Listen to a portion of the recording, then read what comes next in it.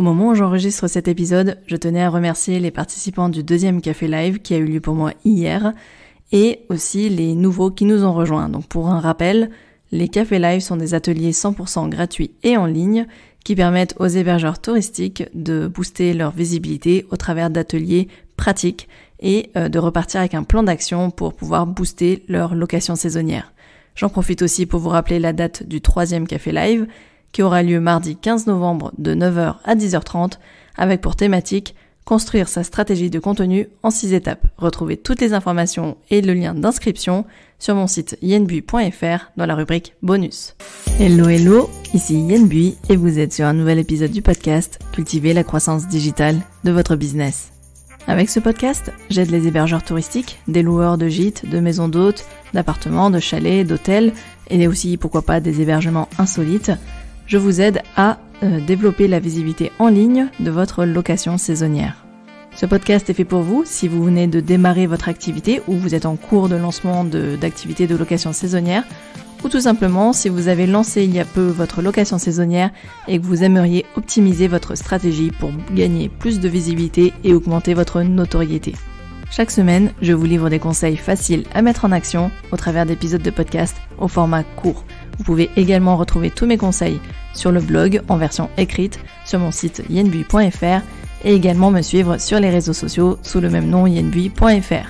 Et maintenant, place à l'épisode du jour. Je vous parle souvent de développer votre notoriété en vous appuyant sur les acteurs institutionnels de votre territoire et en intégrant des réseaux professionnels pour vous faire connaître et surtout bien être identifié par les partenaires potentiels. Parmi les acteurs incontournables de la promotion touristique, il y a l'Agence départementale de développement économique et touristique, plus connue sous son acronyme ADET.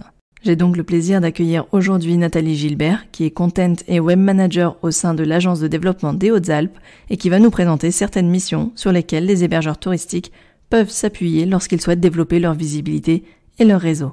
Retrouvez l'Agence de développement des Hautes-Alpes sur les réseaux sociaux sous le nom My Hautes-Alpes.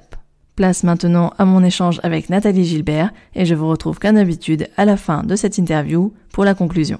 Salut Nathalie, je suis vraiment ravie de t'accueillir sur mon podcast. Peut-être tu peux commencer par nous présenter les missions principales que tu occupes au sein de l'Agence de développement des Hautes-Alpes. Oui, bonjour Yann, je suis ravie moi aussi d'être avec toi aujourd'hui. Alors comme tu l'as dit, je travaille au sein de l'Agence de développement des Hautes-Alpes dans le domaine de la communication digitale et de l'animation de réseau. Donc je suis amenée à travailler sur les réseaux sociaux et le contenu web que l'on va proposer. Je suis aussi référente et animatrice du système d'information touristique nommé Apidae. Et de fait, je suis en lien et en soutien technique, notamment aux offices de tourisme et acteurs institutionnels du territoire qui s'en servent. Et ma dernière mission est que je travaille également à l'animation de notre club des ambassadeurs. D'accord, super. Donc beau panel de missions plutôt variées finalement. Tout à fait. Ok, super. On va aborder du coup 3 thématiques qui sont à mes yeux importantes pour mes auditeurs, nos auditeurs ceux qui nous écoutent, donc les hébergeurs touristiques et les loueurs saisonniers qui nous écoutent et qui n'ont peut-être pas connaissance du coup de l'étendue des missions que des missions d'accompagnement que tu viens d'évoquer. Donc est-ce que c'est le dernier que tu as évoqué, est-ce qu'on peut en parler en premier? C'est le club ambassadeur My Hautes-Alpes. Et aussi, si je me trompe pas, il y a un club pro que vous proposez aussi. Alors oui, tout à fait. Alors je vais commencer par le club des ambassadeurs My Hautes-Alpes, qui est en fait un réseau ouvert à tous et basé sur le volontariat. Donc l'idée est de réunir pour nous des amoureux du territoire, hauts alpins de cœur ou d'origine, donc locaux ou visiteurs de passage, et de toute profession et horizon.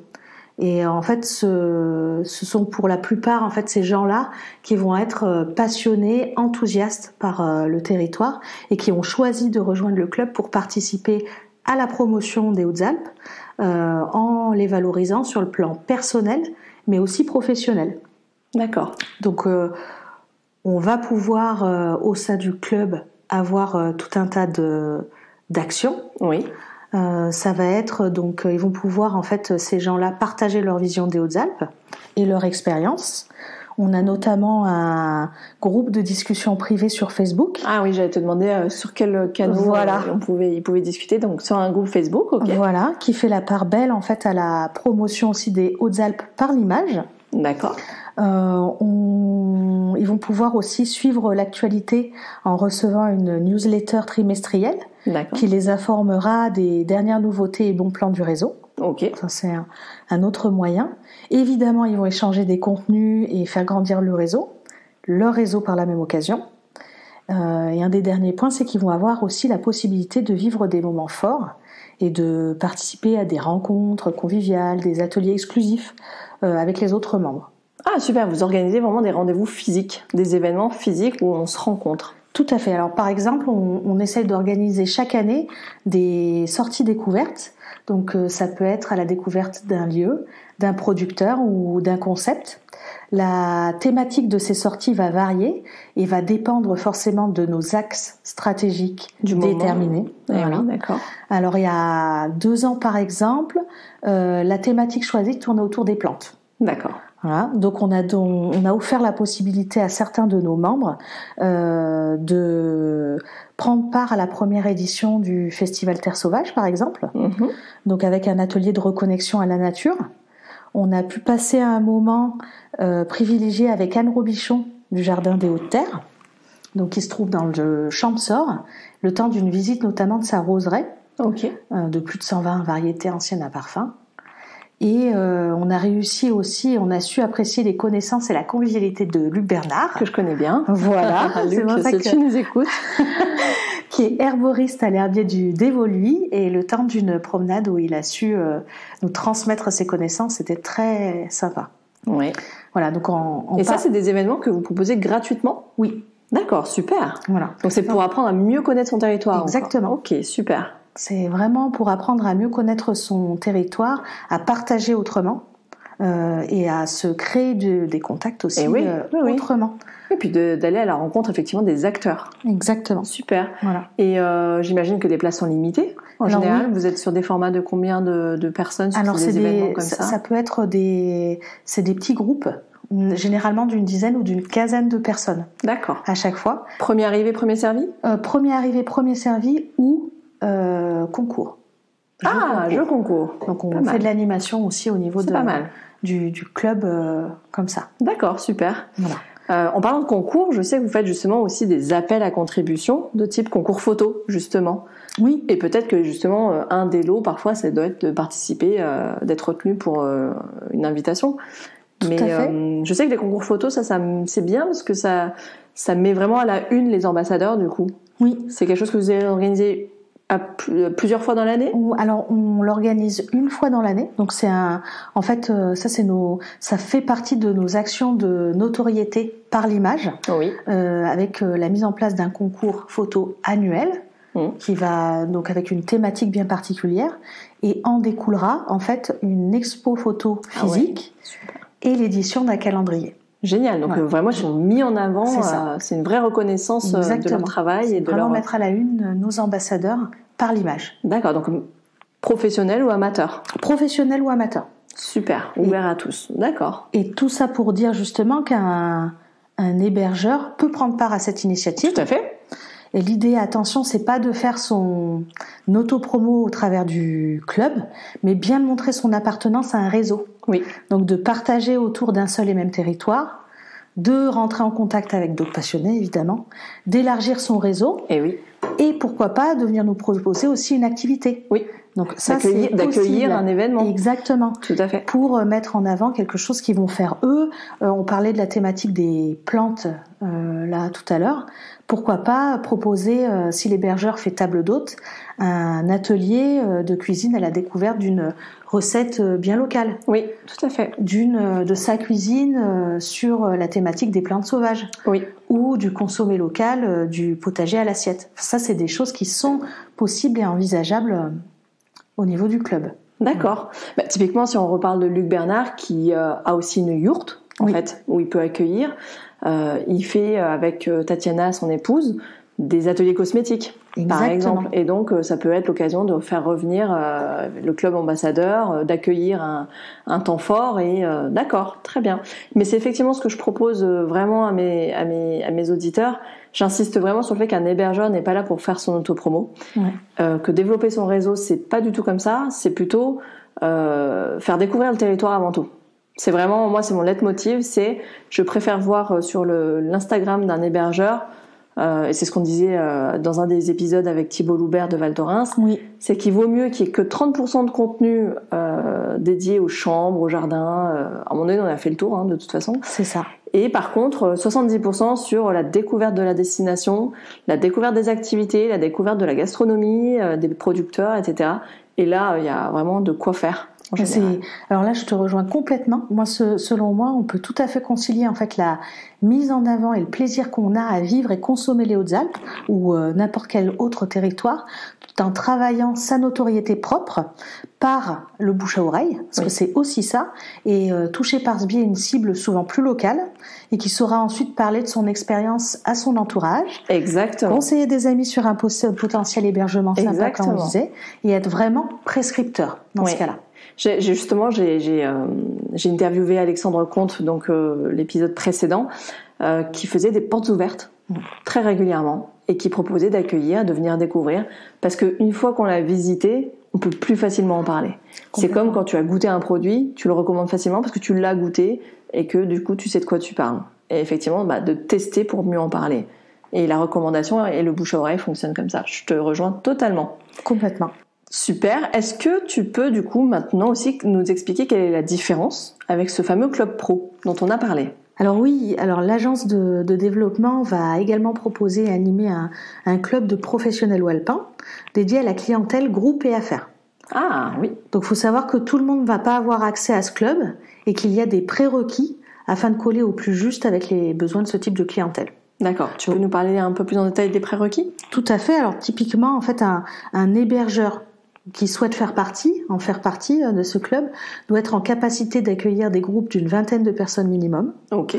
Doit pouvoir fournir un niveau de confort et de service en adéquation et être en capacité de créer des packages.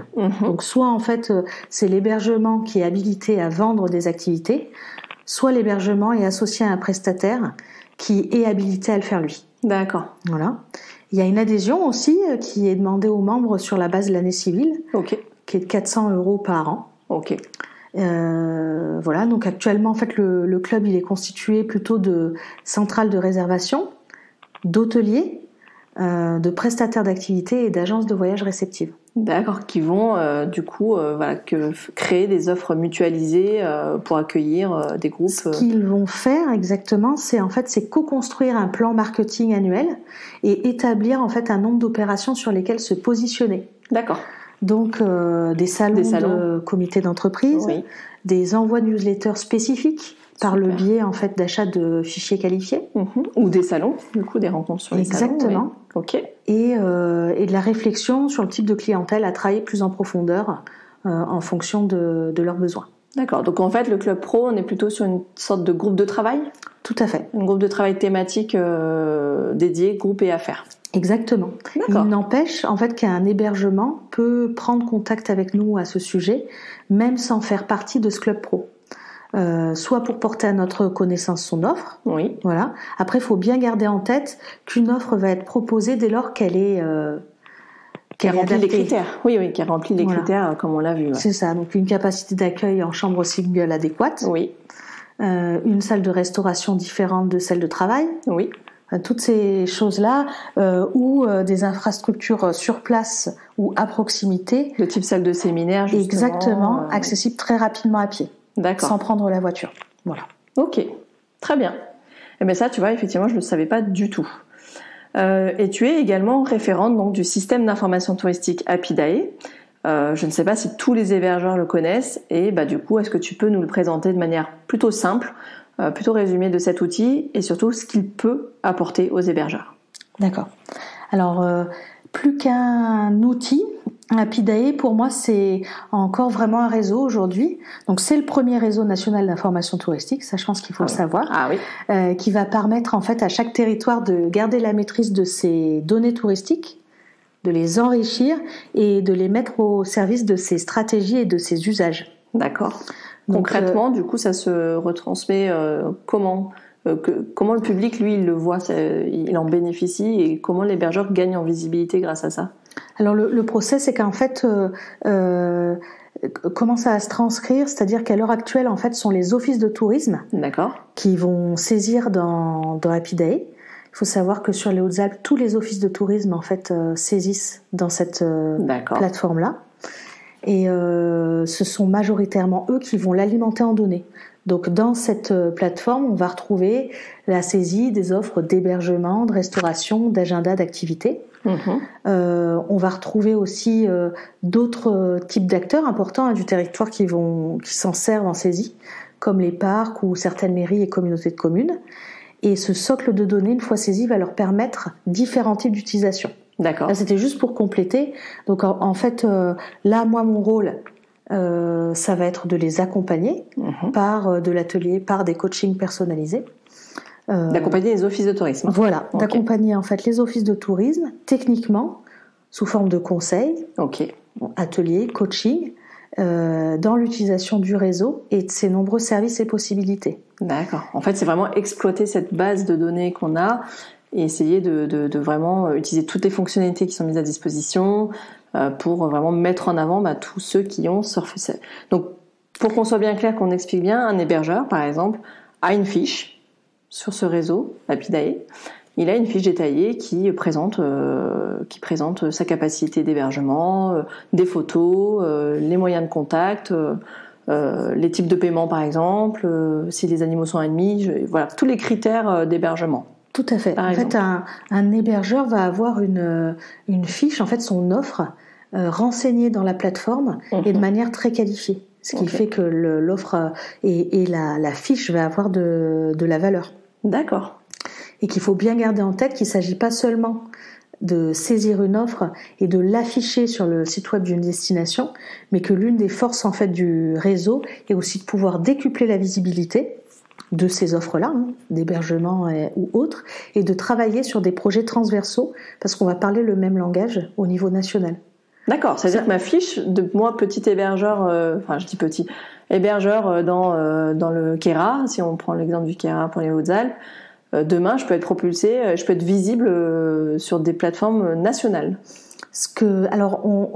Par différents moyens, et effectivement, c'est-à-dire que en moyenne, là sur les Hautes-Alpes, une offre saisie dans Happyday va être diffusée par 13 projets différents, grosso modo. Ah oui. Donc ça veut dire qu'une offre d'hébergement, d'hébergeur du Queyras, peut être exploitée par l'office de tourisme de sa destination, mais aussi par notre site, celui de l'agence de développement, celui de la région, et pourquoi pas certains sites thématiques spécifiques ou certaines applications mobiles, des éditions, format PDF et papier. En fait, ça va vraiment dépendre des usages, de ce qu'on va en faire derrière. Par exemple, le parc national des écrins affiche sur son site web des données provenant d'Happyday sur ses tracés. Donc ce qu'on appelle des POI, des points d'intérêt, tout à fait, des points d'intérêt à proximité. Et cela va permettre en fait, par exemple, d'afficher des hébergements à proximité d'un chemin de randonnée, à proximité d'un point de départ de randonnée, ou juste de proposer en fait des services spécifiques aux randonneurs. Donc lui, il vient enrichir son portail d'information. Et parce qu'il a accès à cette fameuse base de données, cet outil, ce réseau. Ok, d'accord. Voilà. Et donc, du coup, il va donner une information qualifiée à ce type de clientèle. Oui. Voilà, puisque c'est bien à lui que le parc national va parler, aux randonneurs en tout cas. Et il y a aussi certaines offres en fait d'hébergement qui vont pouvoir être valorisées dans le cadre de contrats de filières régionaux. D'accord. Donc après donc sur les thèmes de l'écotourisme, du nautisme ou du vélo. Ok. Voilà, donc pour n'en citer que quelques-uns. Oui. En tout cas, plus la donnée, ce que je te disais tout à l'heure, plus la donnée est qualifiée, plus elle a de la valeur. Et on va pouvoir en fait retrouver facilement certaines offres d'hébergement labellisées Accueil Vélo. Voilà, je pensais au label. Oui. Exactement, Famille Plus, possédant un écolabel. Et au plus elle est qualifiée, au plus elle a de chances de remonter sur différentes plateformes. Okay. Alors au niveau du territoire, au niveau régional, mais au niveau national également. Ok, c'est très clair. Là, voilà. C'est très clair. Parce qu'en fait, tous ces labels peuvent devenir des critères de recherche. Exactement. Voilà. Ok. Quand on est sur un site comme le Parc National des Écrins, je veux filtrer par les hébergements qui ont le label Accueil Vélo, ou je veux filtrer par type d'hébergement les refuges. Ok. Je veux monter un site. Alors là, je veux monter un site spécifique qui sur la route Napoléon. Et ben, je vais pouvoir le faire. Parce que tous les territoires, et pas que seulement les Hautes-Alpes, sont dans la démarche et possèdent en fait la plateforme Happyday, donc saisissent de la donnée. Ah oui, donc on parle le même langage. Donc on va pouvoir en fait du coup détailler et donner de l'information tout au long de la route Napoléon par ce biais-là en fait. Ah, c'est super parce qu'effectivement, ça veut dire que même si on est sur des territoires différents, exemple Isère et Hautes-Alpes, ça communique quand même. Voilà. Il n'y a pas de limite géographique à ce niveau-là. Génial. Est-ce que du coup, tu as un petit mot pour conclure sur le volet Happyday pour les hébergeurs touristiques? Concrètement, si tu devais résumer Happyday pour un hébergeur touristique, en mot de conclusion, tu résumerais à quoi? Alors je dirais que pour un hébergeur, avoir son offre saisie et répertoriée dans Happyday lui permet d'acquérir un moyen de visibilité complémentaire de communication à ceux qu'il possède déjà. Donc son propre site web, ses propres réseaux sociaux, sa présence sur des plateformes de réservation. Le marketing de l'offre reste donc un point clé à pas négliger là aussi, et il peut dans tous les cas se rapprocher de son office de tourisme pour en savoir plus au besoin. Parce que je le rappelle, il ne pourra pas saisir directement son offre dans la plateforme, du moins pas sans passer par son office de tourisme. D'accord, mais vraiment pour conclure, c'est que l'hébergeur il trouve encore un nouveau canal en fait de visibilité. C'est vraiment en fait un moyen de visibilité et de communication complémentaire. Ok, parfait. Eh bien écoute, je te propose de passer à cette troisième thématique que j'aime particulièrement, c'est la création du bureau d'accueil des tournages, le BAT. Est-ce que tu peux nous expliquer de quoi il s'agit exactement et comment ça peut s'intégrer à nouveau dans la stratégie de visibilité d'un hébergeur touristique? Alors effectivement, donc pour remettre un peu dans le contexte, l'agence de développement des Hautes-Alpes elle est soutenue par la région Sud. Elle est bureau d'accueil de tournage pour les territoires des Hautes-Alpes et des Alpes de Haute-Provence. Okay. Et en fait, ce bureau propose des services gratuits d'information et d'assistance aux sociétés de production audiovisuelle, comme la recherche, donc ça va passer par la recherche de décors et de lieux de tournage, l'organisation de repérage, l'accueil et l'accompagnement de sociétés de production sur place. Ça va être aussi des aides techniques, des conseils, ou encore la mise à disposition de fichiers de professionnels et de prestataires de services locaux. Oui, ces sociétés ne serait-ce que pour héberger le staff le jour des tournages. Tout à fait. Donc donc pour un hébergeur, pour répondre à ta question, le service peut s'intégrer de deux manières différentes pour moi dans sa stratégie de visibilité. La première, c'est qu'un propriétaire peut proposer son hébergement comme décor de film. Oui. Sur location.filmnet. location.filmfrance.net. D'accord, super tips ça. super info, super astuce. Voilà. Et donc en fait demain, je pourrais très bien voir une émission, un film, une fiction tournée chez moi. Exactement. Voilà. En fait, il a à se rendre sur ce site web. Donc je le redis correctement, location.filmfrance.net. Il ouvre en fait un compte propriétaire particulier. La démarche elle est gratuite et elle permet en fait à l'hébergeur d'inscrire jusqu'à 2 biens dans la base de données afin d'y accueillir un tournage. C'est génial. C'est super. Donc en plus cette base-là en fait elle est consultée par des professionnels du cinéma et de l'audiovisuel.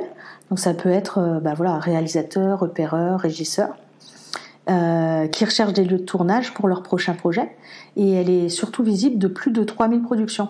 Ah oui. Donc c'est pas rien. Après, ce qu'il faut bien se dire, c'est que on rentre un bien dans cette base de données parce qu'il y a un intérêt. Oui.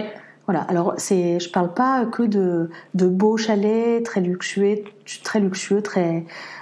très sympa visuellement. Ça peut être aussi des chalets d'alpage, ça peut être un gîte ou un hôtel avec une superbe vue sur la vallée. Oui. Il faut qu'il y ait une valeur ajoutée à rentrer en fait ce bien-là pour un possible tournage. D'accord. Donc j'imagine que quand on s'inscrit, on met énormément de photos. Voilà. Peut-être des vidéos. Est-ce que tu sais si on peut mettre des vidéos de Alors je ne sais pas si on peut mettre des vidéos, des photos, ça c'est certain. Oui, le descriptif après de Exactement, son bien. Le descriptif de son bien. Combien on va louer en fait sont bien, ou alors on peut aussi dire que c'est sur demande. Ok. Voilà, ça c'est possible aussi. Donc ça oui, mais je suis pas certaine pour la vidéo. D'accord. Voilà. Ah, ça c'est super. Bah, tu vois, je ne savais pas du tout que l'hébergeur pouvait de lui-même venir créer sa fiche d'hébergement pour présenter comme un lieu d'accueil de tournage. Voilà. Super. C'est uniquement pour les tournages audiovisuels. C'est-à-dire que ça marche pas pour des shootings. Il n'y a pas l'équivalent pour des shootings photos. D'accord. Eh ben c'est super. En fait, il y a une seconde aussi possibilité en fait pour un hébergeur, c'est de pouvoir accueillir une équipe de production dans son hébergement. Ah oui, juste pour loger. Le temps d'un tournage. Ah oui. Voilà. Donc ça, en fait, dans ce cas, il faudra se faire connaître auprès du bureau d'accueil des tournages et s'engager à respecter un petit cahier des charges. D'accord. Donc c'est rien de bien compliqué, ça a passé par servir des petits déjeuners tôt le matin. Oui. Voilà, si on fait table d'hôte, mettre à disposition un bureau avec une bonne connexion, si on dispose d'un gîte, par exemple, ce genre de petits services-là qui vont correspondre en fait à l'équipe. Oui, pouvoir s'adapter en fait aux critères d'un tournage, aux difficultés, enfin aux contraintes d'un tournage en tout cas. Ok. Voilà. Après, on ne garantit pas forcément de recevoir immédiatement, et évidemment des sociétés de production, mais par contre, c'est toujours la même chose, qui peut plus, peut le moins pour moi. Oui. C'est se faire connaître, intégrer un réseau, mettre en avant son offre auprès de publics différents, de plateformes différentes. Enfin, ça reste. C'est montrer qu'on est présent, mais sur différents canaux. Ouais, exactement. Enfin, c'est un des socles importants d'une stratégie de communication digitale performante pour moi. Et ce qui est génial dans tout ce qu'on a évoqué, c'est qu'en fait, on peut finalement attirer des clients dans son hébergement, mais qui s'adresse à une clientèle qui est tout autre que celle qu'on a l'habitude. Exactement. Du tournage, des amoureux d'un territoire qui viennent découvrir ce qu'on a chez nous. Parce qu'effectivement, il y a de plus en plus aussi d'hébergeurs qui proposent des activités. Je pense à un hébergeur qui, par exemple, a un domaine viticole. Tout à fait. Qui propose des ateliers d'œnologie, qui est capable d'héberger et qui fait chambre d'hôte et de proposer des ateliers de dégustation de vin. Là, tu accueilles... T'as presque tout gagné. Il y en a qui proposent des ateliers de poterie, je sais, j'ai vu, des ateliers de massage, etc. Donc c'est vrai que en fait, sans aller chercher la clientèle de loisirs habituelle, finalement, tu peux attirer beaucoup plus de monde en développant ton réseau sur d'autres univers, en fait. C'est ça, sur des canaux différents et pas forcément par le biais d'une communication directe. Oui, voilà, tout à fait. Trouver des relais de visibilité, des relais de communication. Super. Concrètement, ça veut dire que demain, là, tout ce que tu m'as dit, ça m'intéresse. J'ai envie d'ouvrir un peu le champ des possibles. J'ai envie d'étendre ma stratégie. Comment je peux, en tant qu'hébergeur, entrer en contact avec mon agence de développement territorial ? Est-ce que tous les départements déjà fonctionnent de la même façon ? Alors non, tous les départements ne vont pas fonctionner de la même façon.